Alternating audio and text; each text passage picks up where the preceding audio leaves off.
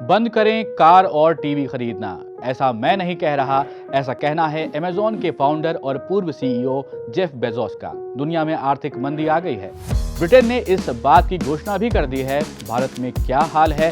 ये आर्थिक मंदी क्या होती है? आर्थिक मंदी से क्या असर पड़ता है? इन्हीं सवालों के जवाब आज के इस वीडियो में। हेलो एंड वेलकम, मेरा नाम है सैयद सोबान। शुरू करते हैं इस वीडियो को।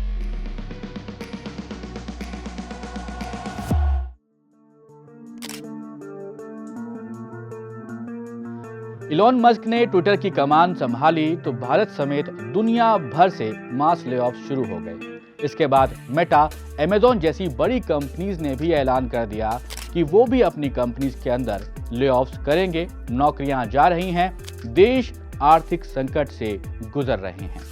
अब ये समझिए कि आर्थिक संकट या फिर रिसेशन क्या होता है। अगर किसी देश की जीडीपी में लगातार 2 क्वार्टर्स यानी कि 6 महीने तक गिरावट आती है तो इस दौर को इकोनॉमी में आर्थिक मंदी कहा जाता है।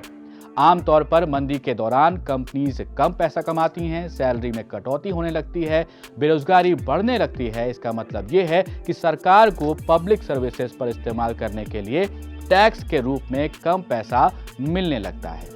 अब आगे बढ़ें तो आपको बताएं तो ब्रिटेन में भी ये हाल कुछ ऐसा ही है। ब्रिटेन में रिसेशन से बचने के लिए ब्रिटिश सरकार ने 55,000 करोड़ पाउंड का फिस्कल प्लान पेश कर दिया है। फिनांस मिनिस्टर जेरेमी हंट ने सरकार के इमरजेंसी बजट की जानकारी दी है और इसमें ये टैक्स की दरों में बढ़ोतरी कर दी गई है। ब्रिटेन में महंगाई काबू में आने का नाम नहीं ले रही है। यही वजह है कि टैक्स रेट्स को बढ़ा दिया गया है वहां पर। अब इसमें क्या क्या अनाउंसमेंट की गई हैं उस पर एक नजर डाल लेते हैं। तो इस बजट की जो प्रमुख घोषणाएं हैं उसमें एनर्जी कंपनीज पर विंडफॉल टैक्स को बढ़ा दिया गया है। इसे 25% से 35% कर दिया गया है। इलेक्ट्रिक जनरेटर पर 45% का अस्थायी टैक्स लगा दिया गया है। 1.25 लाख पाउंड सालाना कमाने वाले लोग भी अब टॉप टैक्स के दायरे में आएंगे। इलेक्ट्रिक गाड़ियों पर 2025 से एक्साइज ड्यूटी नहीं लगेगी। इसके अलावा OFBR यानी ऑफिस फॉर बजट रिस्पॉन्सिबिलिटी की एक रिपोर्ट भी जारी की गई है। इसमें यह कहा गया है कि रूस और यूक्रेन के बीच जंग की वजह से एनर्जी की कीमतों में जोरदार इजाफा हुआ है और इस वजह से ब्रिटेन की इकोनॉमी को काफी ज्यादा नुकसान पहुंचा है। रिपोर्ट में यह कहा गया है कि 2024 तक ब्रिटेन की इकोनॉमी में सुधार की कोई संभावना नजर नहीं आती है। तो इन सब के बीच भारत की क्या पोजीशन है इसको समझ लेते हैं। तो दुनिया की 10 मेन स्ट्रीम इकोनॉमीज जो हैं उनके कंपैरिजन में हमारा देश भारत जो है उसका अंतर्राष्ट्रीय व्यापार ग्लोबल मंदी की आशंका से बहुत हद तक प्रभावित नहीं हुआ है। ये अच्छी खबर है। वैसे आपको बता दें कि ये हम नहीं कह रहे हैं, ये S&P ग्लोबल मार्केट इंटेलिजेंस की ताज़ा ग्लोबल ट्रेड मॉनिटर रिपोर्ट कह रही है।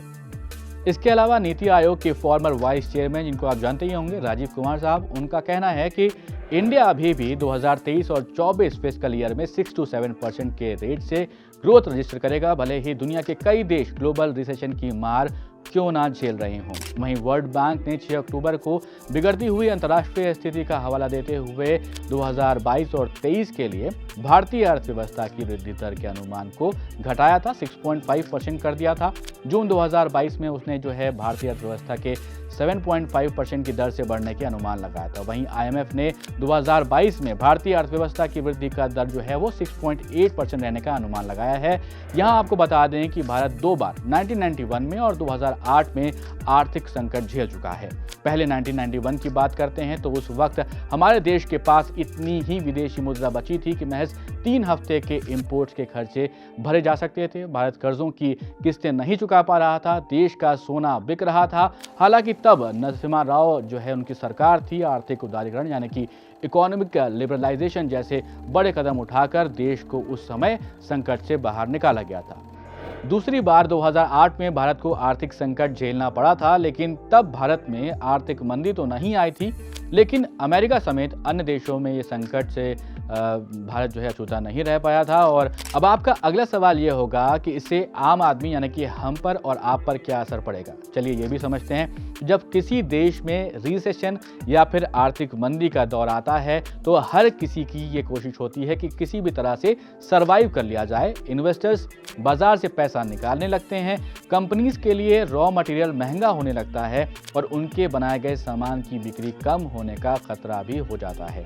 अब ऐसे वक्त में कंपनीज खुद को बचाने के लिए कटौतियां करती हैं, अपने एम्प्लॉयज़ को निकाल देती हैं, उनकी सैलरीज कम कर देती हैं, आम लोगों के पास पैसा खर्चने के लिए कम हो जाता है। इसका मतलब बाजार में डिमांड कम होने लगती है। ऐसे में सबसे ज़्यादा असर छोटे व्यवसायों पर पड़ता है और बड़े पैमाने पर छोटी कंपनियां मंदी की मार के सामने हार जाती हैं और यहां तक उनमें ताला भी लग जाता है। तो यहाँ एक्सपर्ट्स की माने तो भारत यानी कि हमारे देश में फिलहाल बाकी देशों के मुकाबले हालात अच्छे हैं। होप जो भी हमने इस वीडियो में डिस्कस किया है वो सारी बातें आपको समझ में आई होंगी। और आपको ये वीडियो कैसा लगा, आपकी जो राय है वो हमें कमेंट बॉक्स में ज़रूर लिखकर बताइए और देखते रहिए जागरण.com। हम इसी तरह के वीडियोस आपके लिए लेकर आते रहेंगे।